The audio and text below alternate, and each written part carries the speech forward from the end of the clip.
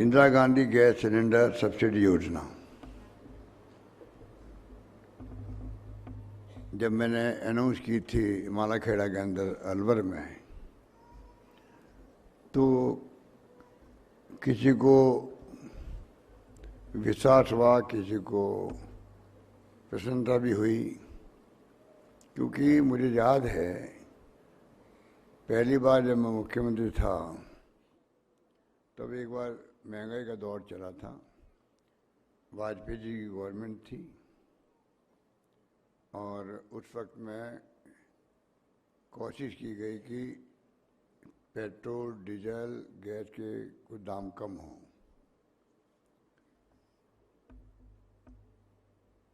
हमारे उस वक्त में कांग्रेस प्रेसिडेंट सोनिया गांधी जी थी।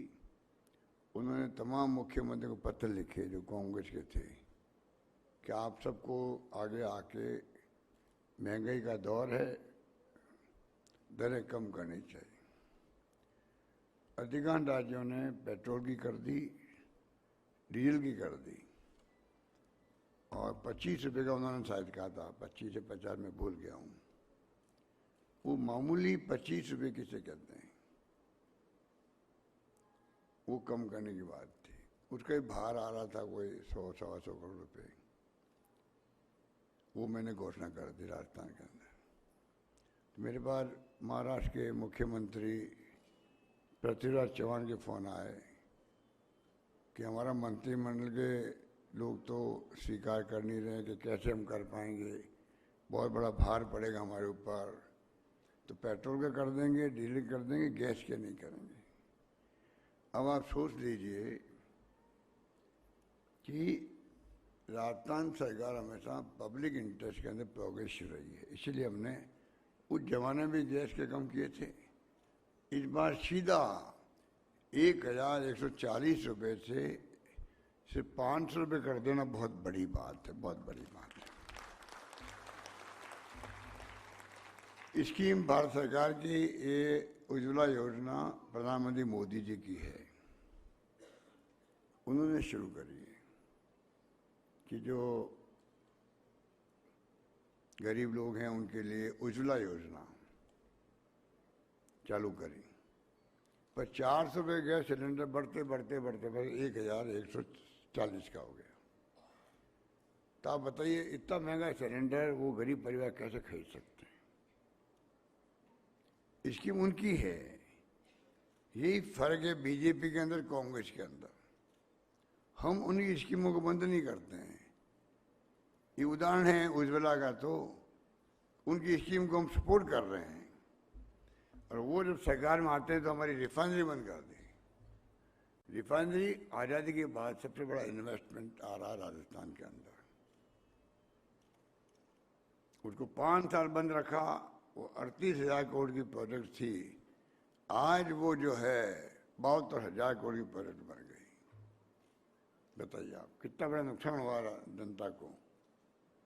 काम कोई रुकना नहीं चाहिए। वसुंधरा जी ने शुरू करी ERCP, 13 जिले की योजना है पीने के पानी की। उसमें जयपुर भी आता है, अजमेर भी आता है, करौली, माधोपुर, भरतपुर, अलवर, माधव टोंक सब आते हैं उसके अंदर। उनकी योजना है, सरकार बदल गई। राष्ट्रीय परियोजना घोषित करने की मांग चलती रही उस जमाने से। प्रधानमंत्री मोदी जी ने खुद ने वादे किए जयपुर में, अजमेर में, कि मैं इसको सकारात्मक दृष्टिकोण देखूंगा। 15-13 जिलों के नाम बोले वो खुद, क्योंकि चुनाव आ रहे थे।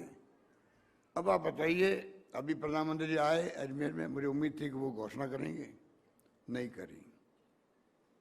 राष्ट्रीय परियोजना बन जाती है तो 2-3 साल में काम पूरा हो सकता है, जनता को लाभ मिल सकता है, पीने के पानी मिल सकता है।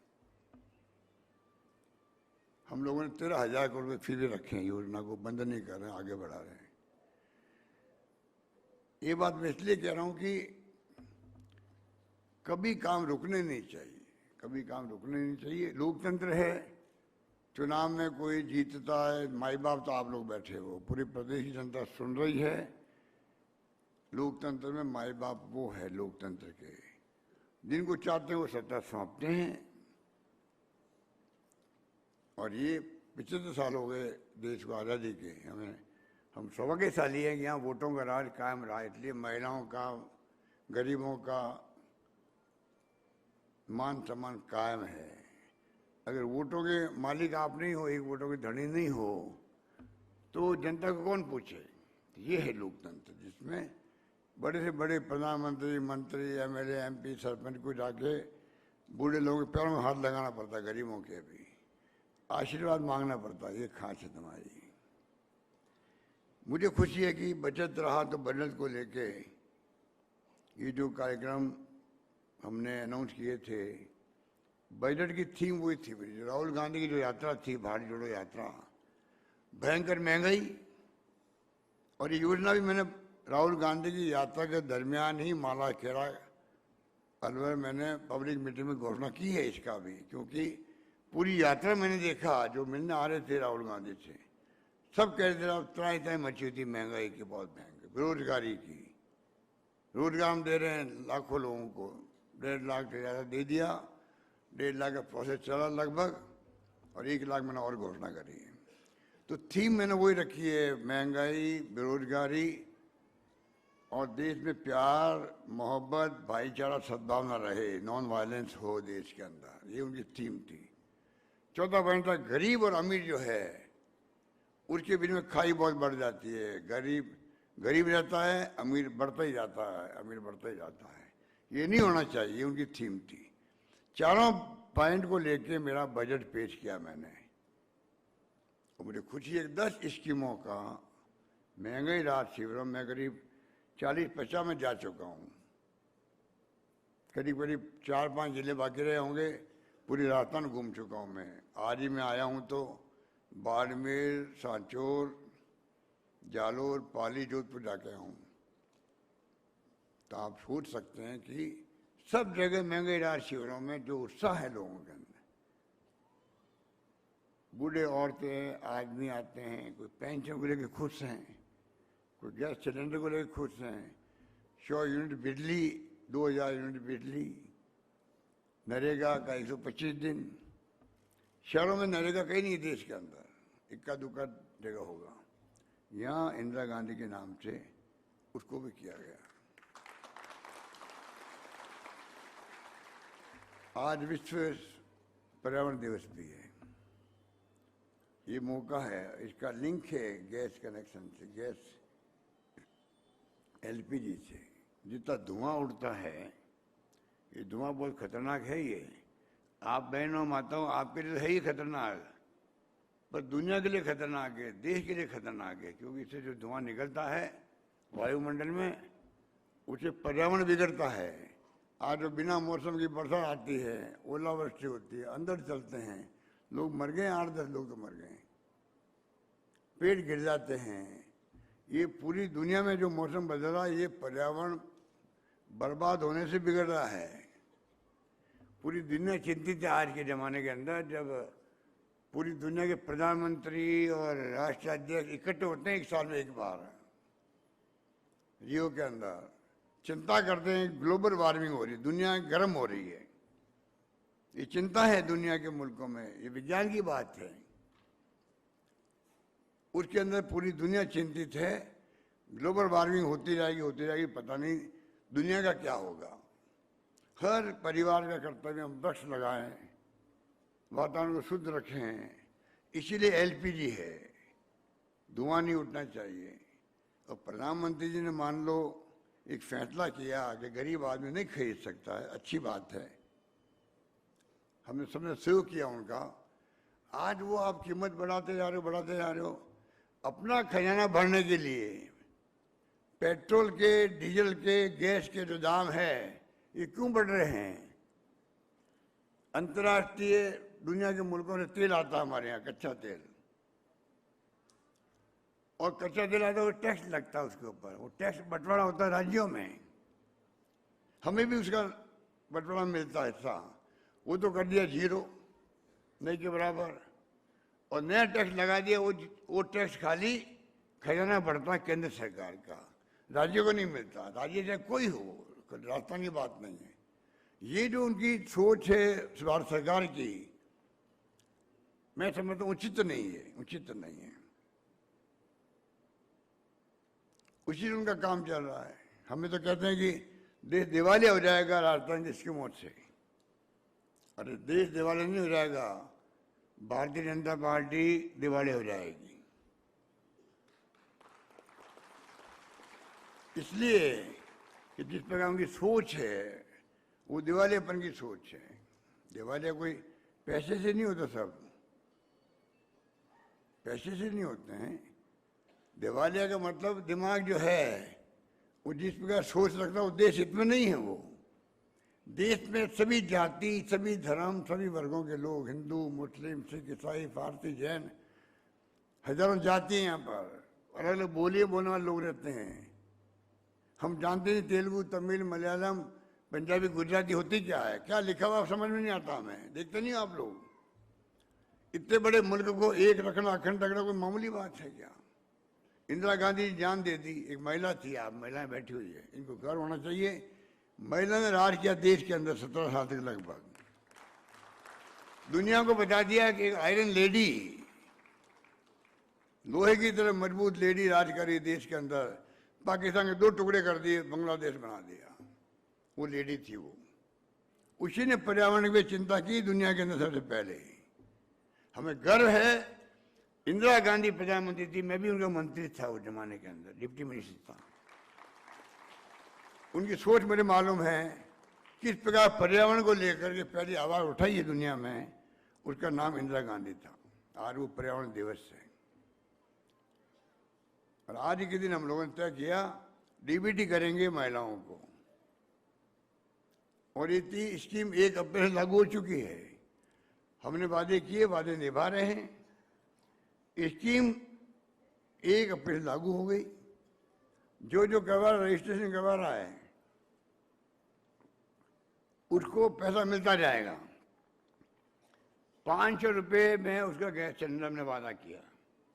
उसने खरीदा है 1140 रुपये मान लीजिए, अप्रैल में या मई के अंदर। अभी अप्रैल की बात मैं कर रहा हूँ। करीब 20 लाख लोगों ने खरीदा है।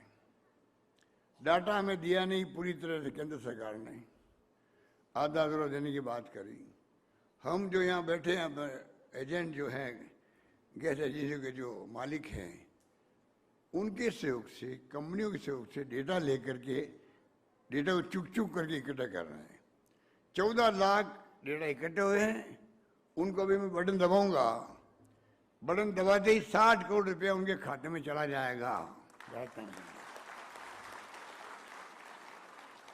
ये भी राजीव गांधी की देन है। ये जो प्रधानमंत्री 40 साल की उम्र में बन गए प्रधानमंत्री, नौजवान थे वो। उनका सपना था देश में विज्ञान में, आईटी में क्रांति होनी चाहिए। आज ये डीबीटी क्यों हो रही है? कभी सोचा आप लोगों ने? ट्रेन का टिकट हो, चाहे वो हवाई जहाज का टिकट हो, सरकार चलती है तो आईटी चलती है। सारी फाइलें आज के तो चीफ सेक्रेटरी उषा शर्मा जी बैठी है, ये मेरे पास फाइलें भेजती है तो फाइलें नहीं आती है, कंप्यूटर से ही आता है। ये कंप्यूटर की क्रांति है। इस प्रकार से फाइलें क्लियर होती है। क्रांति होगी देश के अंदर। मोबाइल फोन में महिलाओं को दे रहा हूँ, सबको। महिलाएं, बहनें, माता सुन लो, जो चिरंजीवी योजना में आप भागीदार बनी हैं, 25 लाख का बीमा किसे कहते हैं? हिंदुस्तान में कहीं है क्या? इलाज फ्री आपका। और तो स्वास्थ्य का अधिकार कानून बन गया हमारे यहाँ पर राजस्थान के अंदर। जैसे सोनिया गांधी ने, राहुल और मनमोहन सिंह ने बनाया कानून शिक्षा का अधिकार, फूड सिक्योरिटी का अधिकार, 2 रुपये किलो गेहूँ, 3 रुपये किलो चावल, नरेगा, महानरेगा, आरटीआई। उसी ढंग से हमने कानून बना दिया राजस्थान में राइट टू हेल्थ। मतलब प्रदेशवासियों का, सबका, आपकी स्वास्थ्य की रक्षा करने का काम सरकार का है। पहले सर्दी जुकाम में 5 रुपये खर्च हो जाते थे, अब चाहे 5 लाख खर्च हो, चाहे 20 लाख खर्च हो। मुझे मिले अभी एक कैंसर का पेशेंट था, जयपुर में गया एक अंत्येष्टि के अंदर, कुछ जज साहब की अंत्येष्टि थी। वहाँ मुझे मिले एक भाई, साहब मेरे तो जो कर्मचारी था और कैंसर हो गया, 17 लाख का खर्च आया, एक नया पैसा उसको नहीं लगा।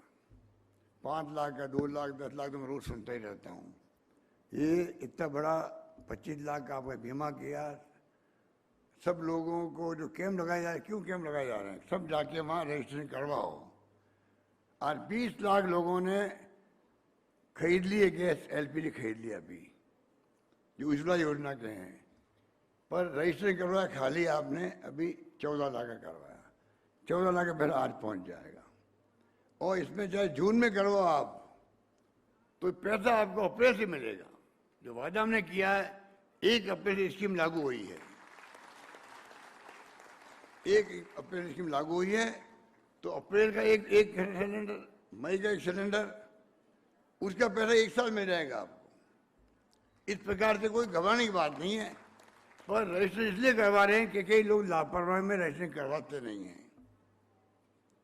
अभी 2 बच्चों की डेथ हो गई एक्सीडेंट के अंदर। एक बच्चे के परिवार वालों ने करवा रखा था रजिस्ट्रेशन चिरंजीवी योजना का, उनको 5 लाख मिल गए। उसी एक्सीडेंट में दूसरा बच्चा था, उसके परिवार ने नहीं करवाया रजिस्ट्रेशन, उनको 5 लाख नहीं मिले। छोटी सी गलती से और फ्री रजिस्टर हो रहा है। अधिकांश लोगों को एक नया पैसा नहीं देना पड़ रहा है, जिनको देना पड़ रहा है सिर्फ 850 रुपये। वो भी हमने क्या रखा है, अगर कोई क्या मेरे पास 850 ही नहीं है, तो मैंने क्या रखा, कलेक्टर को तुम दे दो, इंतजाम कर दो कहीं से लेकर के, उसका रजिस्टर होना चाहिए। इससे ज़्यादा क्या कर सकता हूँ? कहने का मतलब पूरी पब्लिक का, राजस्थान के प्रदेश वासियों का, सबका रजिस्टर होना जरूरी है, ये हमने कह रखा है। एक बात और मैं कहना चाहूँगा, ये जो स्कीम आपकी है, स्कीम है आपकी, ये कोई चुनाव के लिए नहीं है।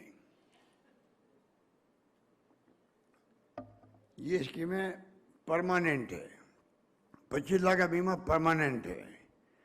25 का कभी 30 का हो सकता है, 20 का नहीं होगा, दिमाग में रखो आप लोग। इसी प्रकार से जो हमने स्कीम बनाई है, एक प्रकार से परमानेंट है। कोई महंगाई बहुत कम हो जाए, आप लोग खुद ही महसूस करो, कोई जमाना 5-10 साल बाद में आए कभी, मान लो उस पर क्या सरकार निर्णय करती हो, तो उस पर जाने। पर हमारी सोच जो है वो है सोशल सिक्योरिटी। सुन लीजिए आप लोग सब, सोशल सिक्योरिटी, सामरिक सुरक्षा दुनिया के मुल्कों में है। वहाँ हर परिवार जो गरीब है, मध्यम क्लास का है, वो चिंता नहीं करता है। ऑटोमेटिकली सरकार उस परिवार का खर्चा देती है, खर्चा चलाने के लिए, घर चलाने के लिए। हमारा इतना बड़ा मुल्क है, आबादी बड़ी है, सरकार की मजबूरियाँ ही हैं, परंतु आज वक्त आ गया है, मैं मोदी जी को कहना चाहूँगा, वक्त आ गया है, सोशल सिक्योरिटी कानून बनाओ। हम कभी 6,000 रुपये देते हैं किसान को 3 किस्तों में, हम 1,000 रुपये देते हैं, पेंशन कर दी मैंने, बढ़ा दी अभी, 12,000 हो गए साल के, उसी में खुश हैं लोग। मैं खुश नहीं हूँ। मैं खुश तब होऊंगा, मजदूर भी जो है जब बूढ़ा हो जाता है तो वो मजदूरी नहीं कर सकता है। वो मजदूर, ठेले वाला, कोई हो, जो सुबह शाम कमाते हैं, शाम को खाते हैं, ऐसे लोग बुढ़ापे के अंदर हो सकता है उनके बेटे पोते भी अच्छी स्थिति में नहीं हो, उनका ध्यान रख सके। उस वक्त में भी उनको सिक्योरिटी हो सरकार की। कोई जरूरी नहीं कि सरकारी नौकरी है पेंशन मिलेगी, बिना सरकारी नौकरी भी उसको जितना जीवन चलाने के लिए पैसा आवश्यक है, चाहे 2,000 है चाहे 5,000 है महीने के, उनको ऑटोमेटिकली सरकार देवे, ऐसा कानून पास हो देश के अंदर। कानून पास करने की बात कर रहा हूँ मैं तो भारत सरकार को, कानून बनाओ ऐसा, कोई भेदभाव नहीं होगा देश के अंदर। अभी तो कोई 1,000 दे रहा है, कोई 500 दे रहा है, कोई राज्य 1,500 दे रहा है, सबको एक सा पैसा मिले देश के अंदर और सब सुखी रहे, उससे हैप्पीनेस इंडेक्स बढ़ेगा। हैप्पीनेस इंडेक्स का मतलब है घर में खुशी महसूस होती है हर परिवार में। अभी मिजोरम स्टेट है देश के अंदर, वो ऐसा राज्य है देश के अंदर नंबर 1 राज्य है जहाँ सब लोग खुश रहते हैं। हमारे यहाँ तो कोई खुश भी है, कोई दुखी भी है, कोई तकलीफ में भी है। तो सरकार को चाहिए खुशी की तरफ लोगों को बढ़वाए, और तब मिलेगी, तब वो सिक्योरिटी मिलेगी। मैंने ओपीएल लागू क्यों करी थी? ओपीएल लागू करना बहुत बड़ा फैसला है, पूरे देश में चर्चा बन गई है। सरकारी नौकरी जानते हैं, उनकी पेंशन सिक्योर हो गई अब कि बुढ़ापे में पेंशन मिलेगी मिलेगी। नई पेंशन लागू करी, वो सिक्योरिटी नहीं थी उनकी, पता नहीं रिटायरमेंट के बाद में पेंशन कम मिलेगी ज़्यादा मिलेगी, शेयर मार्केट तय करेगा। हमने आज इतना बड़ा फैसला किया, मानवीय दृष्टिकोण से किया है। आरजीएसएस दे दिया उनको, कर्मचारियों को भी इलाज फ्री उनका भी। तो मैं कहना चाहूँगा आपको कि ये जो राइट टू हेल्थ का कानून पास हमने किया, भारत सरकार को चाहिए कि थोड़ा एग्जामिन करवाए। प्रधानमंत्री मोदी जी को मैं इस मुबारक मौके पर इस मंच से, क्योंकि पूरा राजस्थान सुन रहा है इसको, मैं कहना चाहूँगा आप कृपा करके प्रतिष्ठा का सवाल नहीं बनाया कि भाई जो एक बार आपने सोच लिया वही आप उसी पे कायम रहें। लोकतंत्र में जिद का कोई स्थान नहीं होता है। प्रधानमंत्री जिद्दी है, वो एक बार सोच लेते हैं उसी में जिद्दी अड़े रहते हैं। लोकतंत्र में जो फीडबैक मिले जनता का, जनता क्या चाहती है उसके अकॉर्डिंग टू अपना आपको बदलाव करते रहो दिमाग के अंदर, ये होना चाहिए। मैंने कहा प्रधानमंत्री को एक बार, हम लोग साथ ही खाना खा रहे थे टेबल पर राष्ट्रपति भवन में, मैंने कहा प्रधानमंत्री जी उस पर वहाँ हिमाचल के मुख्यमंत्री बैठे हुए थे, आसाम के मुख्यमंत्री थे, आंध्र प्रदेश के मुख्यमंत्री थे, जम्मू कश्मीर के लेफ्टिनेंट गवर्नर थे। तो हिमाचल के मुख्यमंत्री अब तो चुनाव हार गए बेचारे, उन्होंने ठीक सलाह दी थी प्रधानमंत्री जी ये राजस्थान के मुख्यमंत्री ने जो फैसला किया है वो पीएल का हमें भी करने दो। प्रधानमंत्री का नो ये फैसला नहीं, उचित नहीं है। मैंने कहा बीच में बोल के, मैं कहा प्रधानमंत्री जी आप जरा इसको एग्जाम तो करवा दो। नहीं मैं मुख्यमंत्री साहब एग्जाम में करा चुका हूँ। जिद पे अड़े रहे, जिद्दी है। आप देख लीजिए जिद का क्या है, सरकार चलेगी हिमाचल में, उनकी सरकार चलेगी कर्नाटक के अंदर, और सरकारें जाएगी एक के बाद एक। लोकतंत्र में जिद किसी का नहीं चलता है, लोकतंत्र में घमंड अहम किसी का नहीं चलता है, लोकतंत्र में झुक झुक के प्रणाम करना पड़ता है। लोकतंत्र में पब्लिक के सामने, पब्लिक माई बाप है, उनके सामने झुको, प्रणाम करो, पैर में हाथ लगाओ। एक वोट का धनी होता, मालिक होता वो, उस वोट से हम जीते थे, चुनाव जीते थे। ये जो भावना है ये बदलाव होना चाहिए प्रधानमंत्री जी के दिलो दिमाग के अंदर। मैं उनसे मांग करता हूँ, तब जाके right to health, right to social security, ऐसे क्रांतिकारी एक्ट आएंगे देश के अंदर, पूरे देशवासियों को भला होगा, ये मेरा मानना है।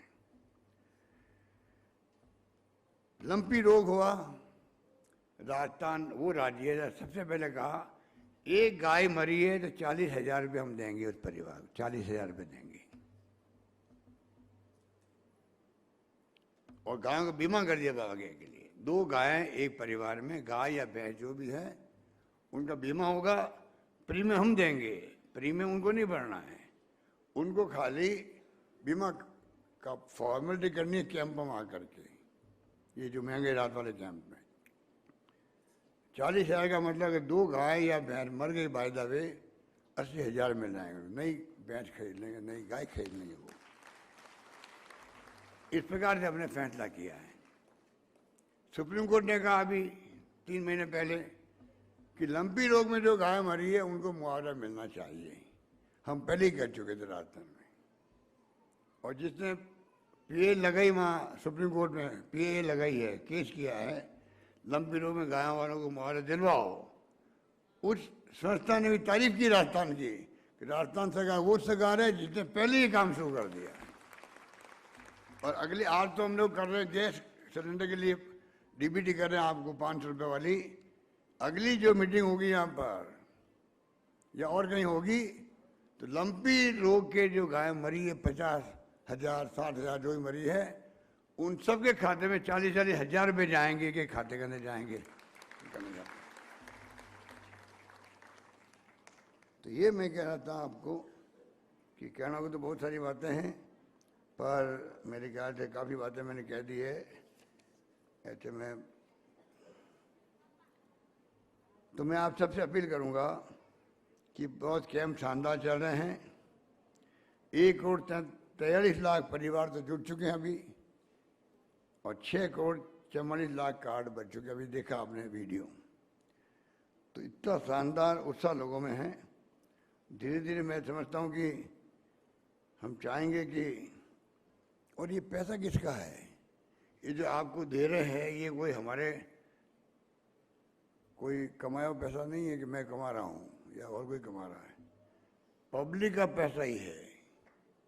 पब्लिक का पैसा टैक्स में लेते हैं हम लोग, वहाँ पर वो पब्लिक को दे रहे हैं। अब इसमें रेवड़िया काय की हो गई?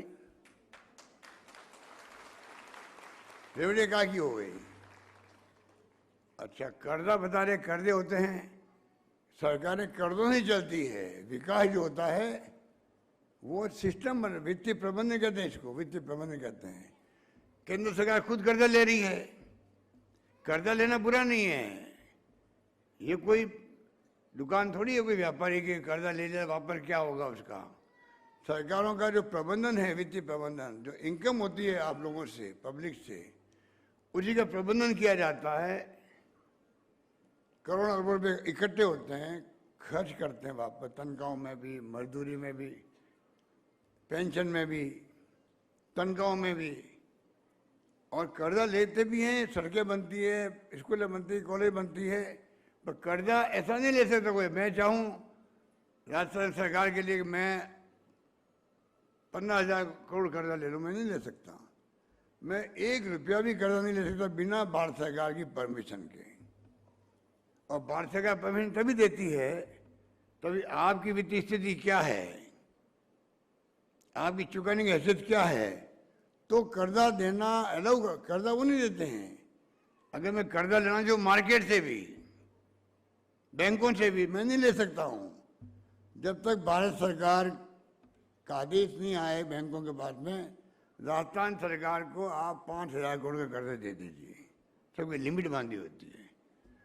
तो कर्जा भारत सरकार तभी देती है हर राज्य को, तब उस राज्य की स्थिति, फिजिकल डेफिसिट कितना है, FRBM एक्ट बना हुआ है 2005 के अंदर, उसके अंतर्गत फॉर्मूले बने हुए हैं, कर्जा मिलता था। तो कई बार ये लोग बातें फैलाते हैं हमारे विपक्ष के लोग।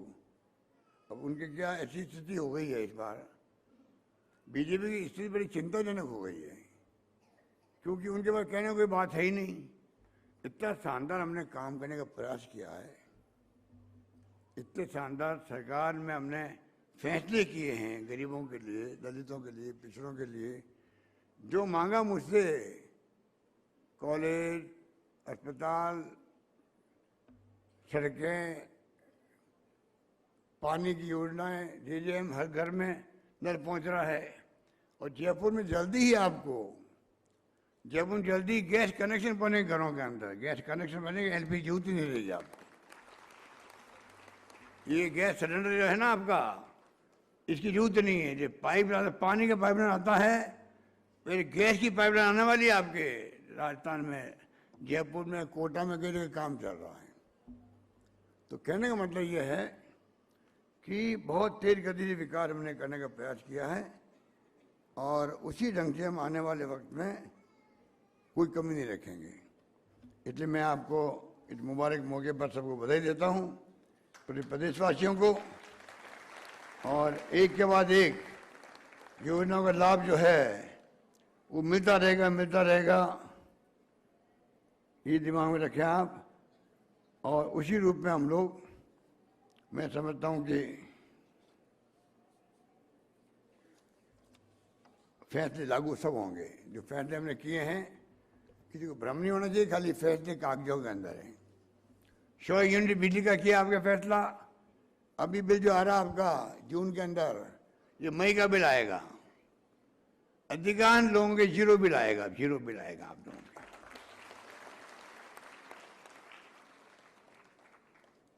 बहुत बहुत धन्यवाद, मुबारकबाद, धन्यवाद।